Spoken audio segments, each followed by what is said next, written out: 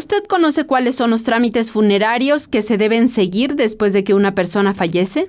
Para poder entregar el cuerpo de un ser querido a una familia dentro de la Ciudad de México en aproximadamente 3 horas, el proceso inicia desde que la empresa saca el cuerpo del hospital.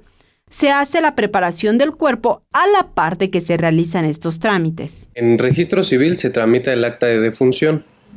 En salubridad pedimos permiso ya sea para incinerar o para inhumar, que sería enterrar. ¿Sale? En caso de traslado, igual se pide permiso a salubridad para trasladarlo a cualquier otro estado. Cuando el ser querido de una familia es de escasos recursos de otro estado de la República y muere en la Ciudad de México, esta funeraria también los ayuda para darle una sepultura en su estado natal. Nosotros apoyamos a las personas de aquí mismo del Hospital General que vienen de provincia y que, no saben. Nosotros damos un costo bajo, desde el principio es un costo total, que nosotros no le vamos a subir absolutamente nada. ¿Sale? Sería el costo es total.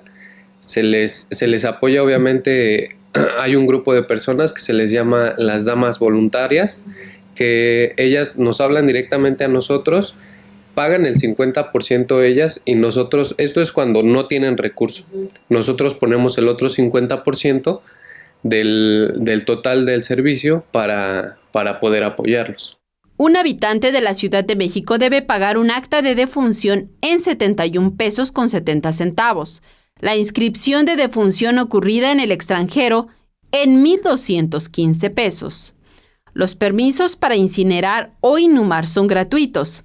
Sin embargo, la boleta de exhumación, inhumación y o depósito de cenizas tienen un monto a pagar variable. En las imágenes, Liber Rodríguez, Saray Mariscal, 21 Noticias.